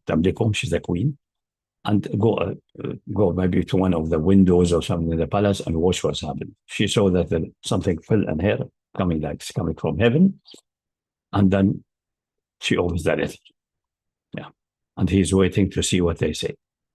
قالت يا أيها الملأ إني ألقي إلي كتاب كريم. When the queen had read Solomon's letter, she said, O you nobles, a truly distinguished letter has been conveyed unto me. Next translation, the queen said, Ye chiefs, here is delivered to me a letter worthy of respect. Yeah, most countries have a seal of a king and so on. At the time, they have these communication between kings. They have a certain seal, certain format on first class thin parchment and things like that. And the people there are aware about these seals of the kings in the north, in Palestine, in Egypt, all these royalties. There are royalties also in the Akkadian and so on, many royalties, and definitely some information coming from them and some communication from time to time. And they keep these letters and they know how it looks like if it's sent from a royalty. So it seems to be a letter from especially it came sort of fell from heaven in a strange way. And then she reads, she gives them the content. So this seems to be really a royal letter coming in a strange way, not by a human messenger, not by anything, just thrown to me from up there. Most like in the royal hall with the throne and so on. And then the whoopee went and stand in a window or nearby so he can listen and see what's going on. Okay. إنه من سليمان وإنه بسم الله الرحمن الرحيم. Behold, it is from Solomon, and it says, in the name of God, the most gracious, the dispenser of grace. Translation. Yeah. Next, yeah. It is from Solomon, and it is as follows, in the name of Allah, most gracious, most merciful. That's the top line first. Bismillah ar-Rahman ar-Rahim. So it's opening the letter with this. Now, a few interesting things. She's reading it to him, and she read the content, obviously. Later, when the Quran gives a summary what it contains. Is that notice that Bismillah ar-Rahman ar-Rahim, exactly the phrase which opening all surahs. Yeah, the first ayah or the zero ayah. Well, we discussed that in the beginning that Bismillah ar-Rahman ar-Rahim as an ayah of Surah Al-Fatiha is actually the reading of some Kufi and some Makki, but all other readers make it a separate ayah like any other surah. Still, the Fatiha is 7 ayahs without a Basmala, and the seventh ayah will be cutting the last صراط الذين أنعمت عليهم غير المغضوب عليهم ولا الضالين صراط الذين أنعمت عليهم. It's an ayah there غير المغضوب عليهم ولا الضالين ayah. So it's 7 ayahs, but with the basmala not counted as ayah or giving the order number 0, like all of the surah except one surah, which is a Tawbah. But if you count the phrase, how many times the exact phrase Bismillah ar-Rahman ar-Rahim is coming to the Quran, you find the surahs, all of them are 114, one of them missing that at the beginning. That's Tawbah missing, so 113. And then if you add this one in the body of Naml to it, is 114. 114 is the number of surahs and also the divisible by 19. That's one of the aspects of the number 19. Many other aspects are there. We discussed some of it in the beginning, but more of that is being worked out and so on, which is one of the miraculous nature of the Quran, which is not dependent upon the content and impossible to be by accident. So that's one numerical miracles. And that number 19 is especially mentioned, is mentioned in Surah Al-Mudaththir also. So mentioned as a sign, which will make people convinced later also. So all connected that together, it's enshrined in the Quran and some numerics which are unattackable. And also in Najd, there's a popular joke. People tell their children, say, where is the basmala of Surah Al-Tawbah to kids? I say, don't know, there's no basmala here, they must have clearly. They say, at night, the ant, because the surah is called the ant crawled there and ate it away. It's in the belly of the ant inside. Oh, this is a joke to teach children, something like what they call a teaser for kids. And that's it. Okay, so that's not the case. That's not the ant is the sort of ant cannot crawl and cannot eat anything. but this is an interesting way to teach children and attract attention to certain things in the Quran. Okay. So this Bismillah ar-Rahman ar-Rahim complete 114, which is 6 times 2 times 3, 2 times 19. 6 times 19. And these number 2 and 3 and 19 are very significant, but the 19 is the most significant one. And there are many things connected to that miraculously in the Quran. Quite a number of things. None of them can be accidental, but all of them together exclude any accident. So that's just mentioning that. That's completing the 114 of the phrase Bismillah ar-Rahman ar-Rahim. So what is the letter saying? Now she reads. First verse from Info Sulaiman. Now Bismillah ar-Rahman ar-Rahim. The beginning, it's from Solomon. Says to Queen and so on, and then the demands. ألا تعلوا علي وأتوني مسلمين. God says, exalt not yourselves against me, but come unto me in willing surrender. Next translation, be ye not arrogant against me, but come to me in submission to the true religion. Mm-hmm. So clearly, Suleiman is a king of Bani Israel, and this is essentially at that time restricted to current Palestine, and maybe extending to part of current Sinai, so-called Sinai, and also all the way maybe to the real Sinai. Yeah, that's it, North Arabia. Because this is not regarded as part of Arabia, it's actually regarded as part of Sham. Because the part of Sham starts roughly there, according to the definition of Prophet, and maybe extending a bit into Lebanon. But from the Old Testament, it's clear that the Lebanese kings, which they're sending wood and so on to build the temple to Suleiman, and there's no need to believe that they were under Suleiman control or they were even not pagan. And he was not sent to them and he did not talk to them. So this is a very specific order given to Suleiman by this story of the Whoopi. The Quran doesn't mention that he is, but it's clear the way that they have that Suleiman understood the hint. You have to contact these people and call them. Why these people specifically from all nations in the world? We don't know. Quran does not mention. Leave it for people to speculate and see how things develop in the future. So there may be some hidden wisdom there, which we are not yet aware about in full. For example, one example, which is there's an interesting situation, but I don't know how much is that now covered in research. There have been found inscription in America, United States of America, near to the far west.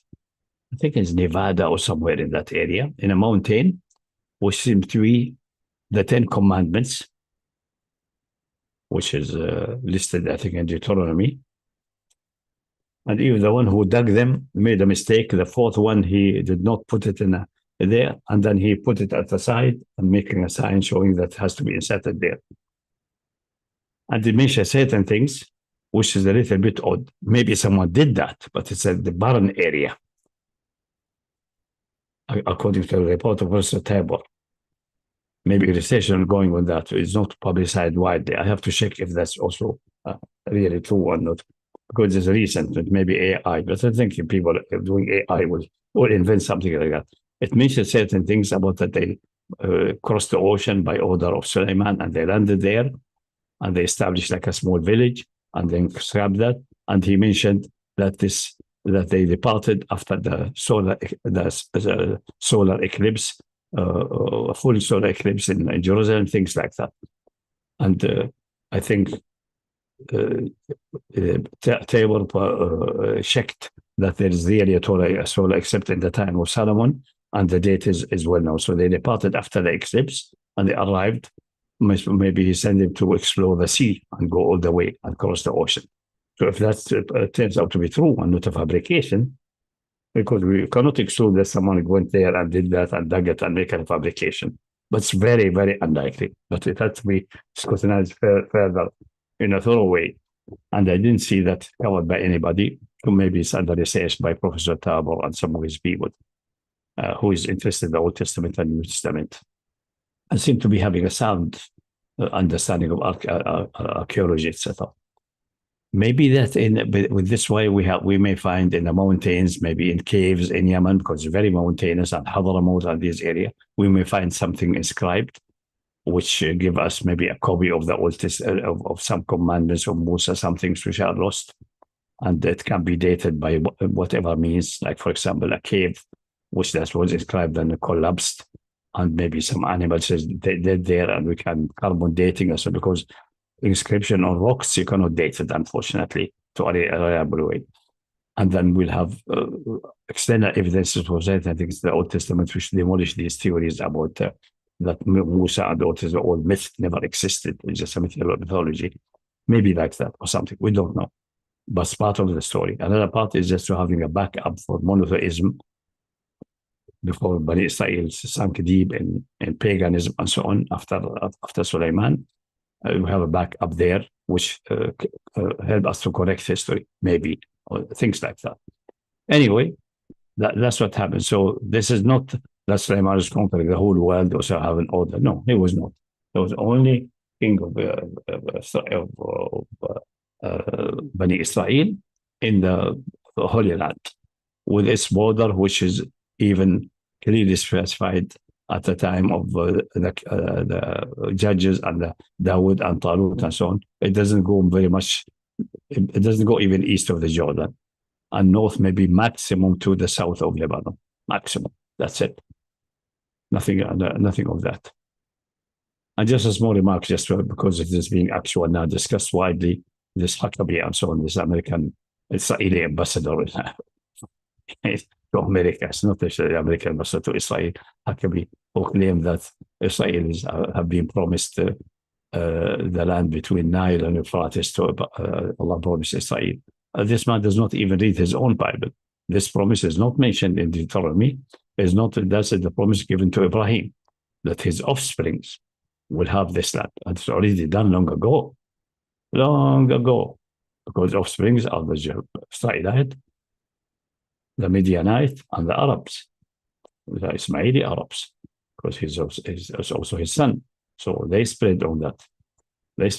So this is already delivered long ago. It's not only for Bani Israel, but they interpret everything for Ibrahim. Promise Ibrahim is only fitting only for Yaqub and Israel, not for anybody else, which is nonsense. But that's just a side remark. Anyway, we'll go back to that. So now she responds to, so she read now the letter, what Allah Ta'ala wa she read that to them.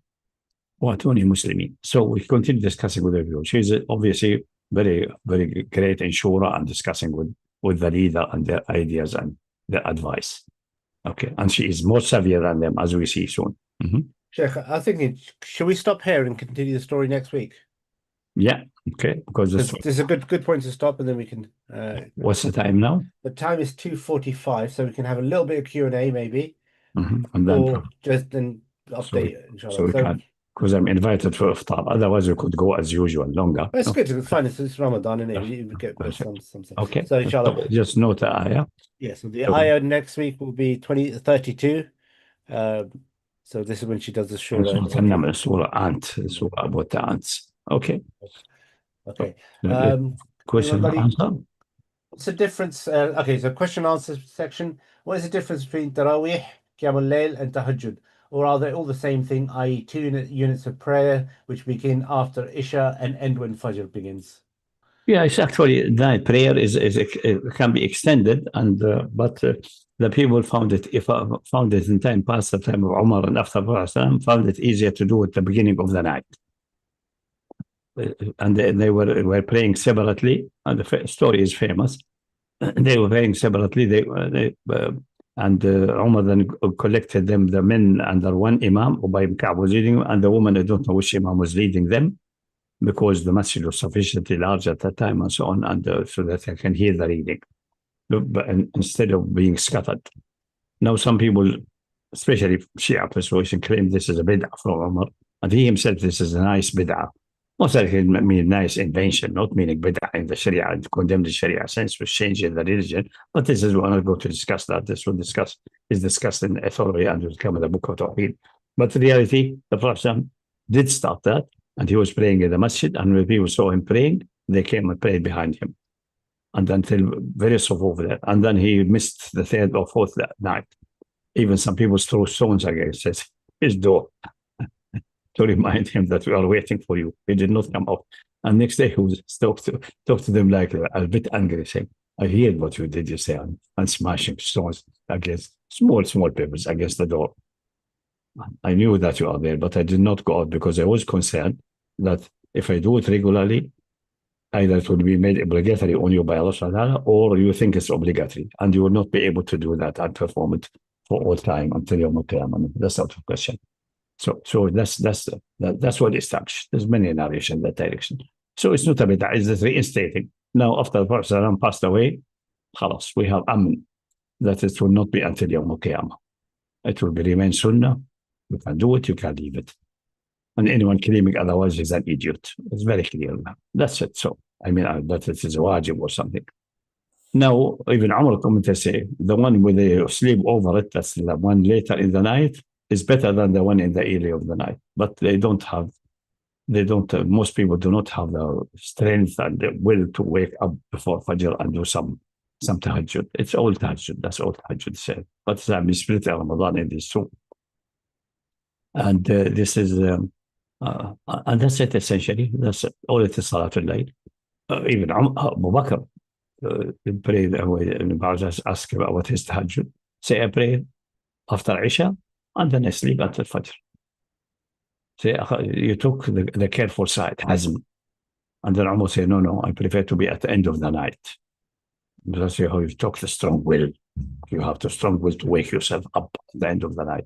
But the beginning of the night, after Isha, you still have some energy left. You are not very sleepy, especially if you are not hard, someone working with your body, hard work.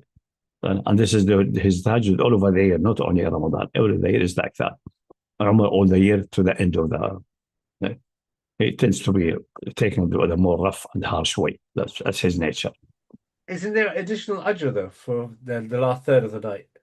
Yeah, there's an addition, obviously, but it is need azima also, yeah. But the point is the distinction between qiyam al-layl and tahajjud would be as in It's the same. It's the same. Essentially. No, what I'm saying is it?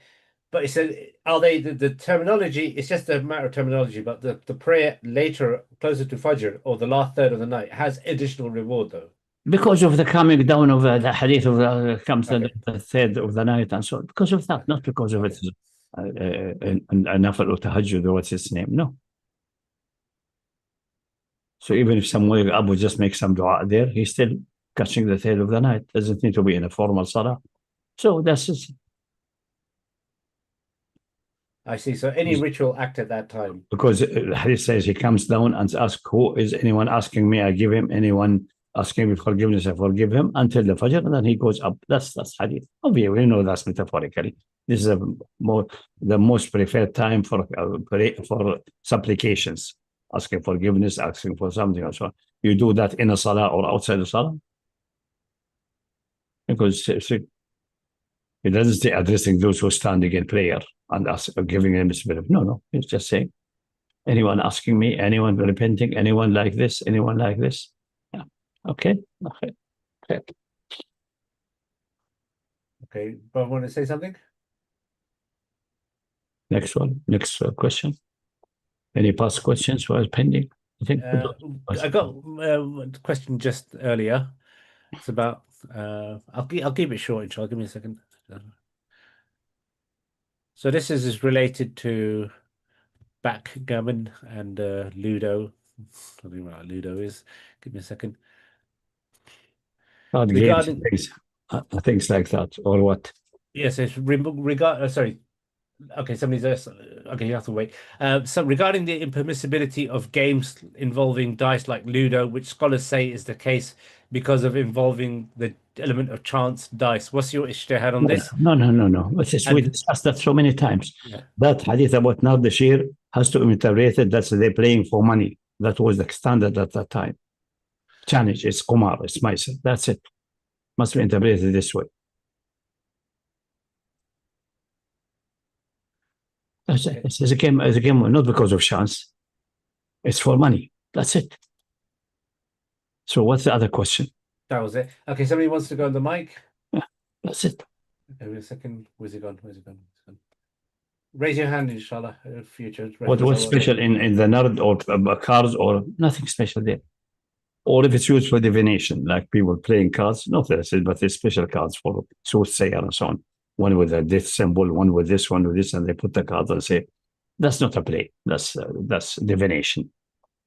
Islam. That's claiming to be reading from the cards the future, which is utter nonsense. Anyway, good. That's it. Okay. Anyone wants to unmute? Wants to speak? Raise your hand so I can see you, because there's a few people I can't really make out who's who, and I've allowed unmuting. Okay, that's fine. Yeah, you can unmute. I've already allowed you. Okay. No, that's it. Just the issue of that hadith about Nardashir, assuming it's well established. I'm not sure about that. I never bothered about that very much, honestly.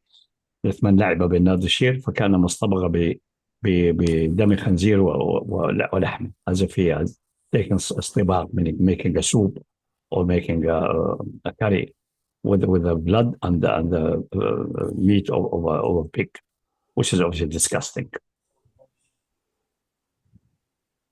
So it must be something like haram. Also, next week can be full on Q&A, isn't it? Because I just mentioned that not the Nardashir, a special game called Nardashir. It's most likely with the many scholars discussed in time past. It's usually played only for money, so that's the reason. Also, next week is going to be full Q&A because it's the first of the month. Yeah. Mm-hmm. Played by ear. So if you miss any questions, you can always ask it then. Fire away, bruv. Sorry. I just want to quickly clarify. I can't remember which ayah it is in. I heard the explanation of tahajjud and qiyam al-layl and thingy. ومن الليل فتهجد بين نافلة لك عسى أن يبعثك ربك مقام محمود. Yeah. Oh no, sorry. Is it correct to say that, from the ayah where the one who leaves his sleep, basically the one who sleeps and wakes up and does the prayer? The تجافى جنوب عن المضاجع. Yeah, but this has been interpreted by many as that is just enough to wake up for Fajr. Because usually nature is that at the end of the night, people continue to sleep across Fajr or until they wake up. That's in Jahiliyyah at least. Especially shepherds, maybe people of agriculture go early so they can rush to the plantation and go. But shepherds and so on, they don't bother about that. They will sleep over. So that's all. This is praise. This is all. Nothing of obligation. But what is it? That's what that other one. when لا يفتهجد به إن ربك يعلم أنك تقوم أدنى من الدنيا ثلث الليل ونصفه وثلثه وثلاثة الذين يعملون معك. All of these things about قيام الليل. And possibly that تجافى جنوبهم عن المضاجع. These are the one who wake if they fall asleep after Maghrib, like many people who are having hard work at that time, coming back from the farms and so on very late in the day before sunset, because they want to benefit from the sunrise and so with the sun time. And then they come late, they have their dinner like before Maghrib or after Maghrib. That's their dinner. They have only most likely two meals a day. And then some of them fall asleep before Islam. Nothing to be staying awake for it. So they fall asleep. And people, especially after Islam, still getting this rhythm in their body. But because they know there's a salah, they go up. But say Isha, you can advance it as so close to it. Maghrib, as it's easy to stay awake, and but then Fajr is very difficult to get up. Look at many people who are not practicing. Fajr is like a nightmare for them. لست تتجافى جنوبهم عن المضاجع. It's sufficient to have that. Yeah. So I don't think there's a big fuss about that. But the name tahajjud, etc., tarawih is even, I don't think even that tarawih is the name used by the Sahaba or something. I don't know who invented the name. I check anyway in fiqh books. This is not an issue. I wouldn't get stuck with these things. It's the mentality of the people who have invested their life in rituals and things like that, and lost even the deep meaning of things. Most of the time, they lost the deep meaning of things until things become so ritual that Al-Ghazali was forced to write Ihya Ulum al-Din, revive the religion, the knowledge of the religion, because it was dead. It was just procedures, tricks, and so on. Yeah, that's it. Assalamu alaikum. I know somebody who's a footballer, and he had like an accident where he had to have an ACL reconstruction and lateral, what's it called, augmentation surgery. Now he asked like the doctors, apparently the doctors advised him like not to fast for faster recovery. What should he do? Yeah, he accept that and then fast later. كان منكم مريض على سفر. Yeah. All right. So he shouldn't fast. No, I'm not sure. It's his choice, but it's better not to fast. Okay. Take the rukhsa. Allah likes that you take the rukhsa. Why you say them كان مريض على سفر فعد منايم أخرى. Don't fast. Especially it's counterproductive for the fasting. By fasting is easier for recovery, and then you have plenty of time in the future. Take it up. All right. So he just has to make them up in the future. Yeah, naturally. Yeah. All right. And then my other question was, when it comes to salah, that's not like what do you call it, the 5 like daily.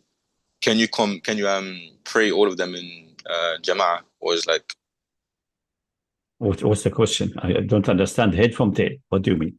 I mean, aside from any salah like Maghrib, like Isha, etc., can you pray anything in jama'ah, like witr or just like duha, whatever?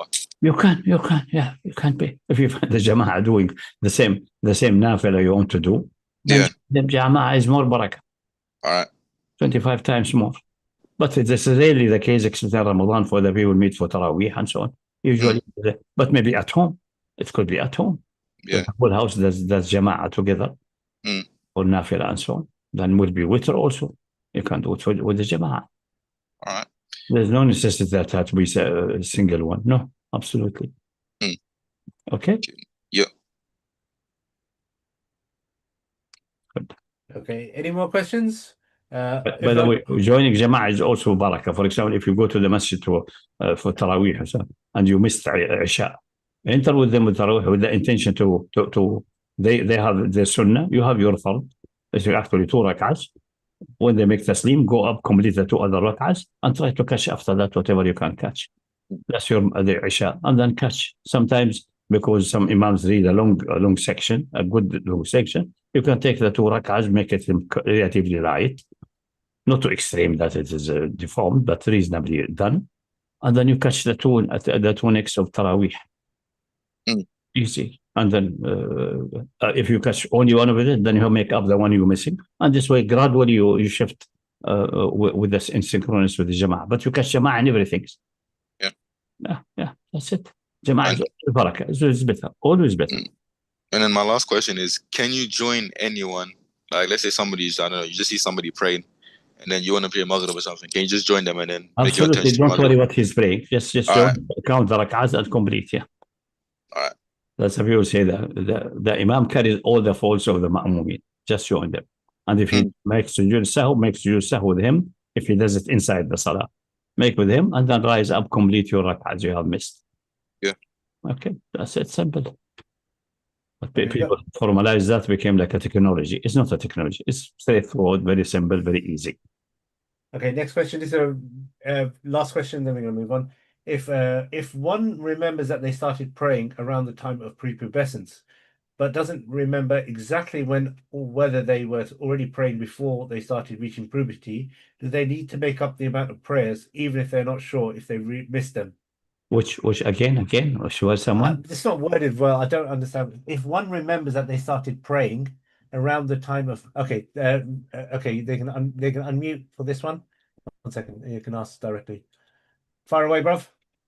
Assalamu alaikum. Sorry, I worded that poorly. What I meant is, if someone remembers that they started praying a long time ago, but they don't remember if it was after they became balagh, like they reached puberty, or if it was when they were already praying by the time they reached puberty, do they have to pray a qada prayers? The prayers which has not been prayed deliberately or missed, not for by sleep and so on, they are gone. You have to make tawbah if you are sure about that you have missed some one which are obligatory. That's it. You have to make tawbah for that. There's no making up of prayer which have been missed deliberately or by negligence. Only if you sleep over one or you forgot one. Then the moment you wake up and you remember it, or the moment you remember it, you do it. And just open it. So you don't have to do the qada prayers of like 20 years ago, or not even. We're not 10 years, not even 2 days. Anything left deliberately, the same with Siyam. If you break Islam deliberately without any legitimate excuse, then the only way is repentance, and then you do other Siyam, you do other things as a tawbah, as good deeds. You accumulate as many good deeds to balance that out. Jazakallah khair. Okay, last question, and then we're gonna go the Palestine update. Yeah, assalamu alaikum. Yeah, so my question, the simple one, regarding the impermissibility of dice involved games and Ludo. So the evidence that's presented for its impermissibility, I have quoted a bunch of them. Sahih Muslim 2260, Sunan Abi Dawud 4939, Ibn Majah 3763. Okay, and listen. Just keep it brief, yeah, because this is you've already spammed the thing. What's the point? What's the hadith? Yeah. So just let me read this out. Dude, we gotta call it a day early. No, Tell you what, no save it problem. for next week. Yeah. Should we save it for next week? Because the doc No, already it's put okay. in It's the okay. It's okay. Since you have the book in front of you, read it. Yeah, so I it answered says, this question. I actually answered earlier. Maybe you have been absent. yeah, so it's reported from Buraida on the authority of his father, from Prophet Sallallahu Alaihi Wasallam. He who played Nardashir, a game similar to backgammon, is like the one who tied his hand. I mentioned that earlier. Did not hear earlier what I said? Yeah, but this is on. No, what did you say? I didn't Exactly this one. Okay, I'm gonna mute you. Just another share was recording. almost certainly another share was was type of gambling, and they play it for money. Okay, listen to the record. It's not dice. It's not dices or not dices, or backgammon or not gammon, or stick or not stick. Yeah, listen to the recording. Inshallah, listen to the recording. It's live. It's you can go to the channel. It's on the live section. Yeah. And we need to keep things brief. One very quick one, then we got to stop. Yeah, how do we effectively participate in boycott of products and services? What do you do with items we already purchased or items purchased and found out that they belong to nefarious entities? How do we balance on what to boycott and what not to boycott due to lack of availability of alternatives?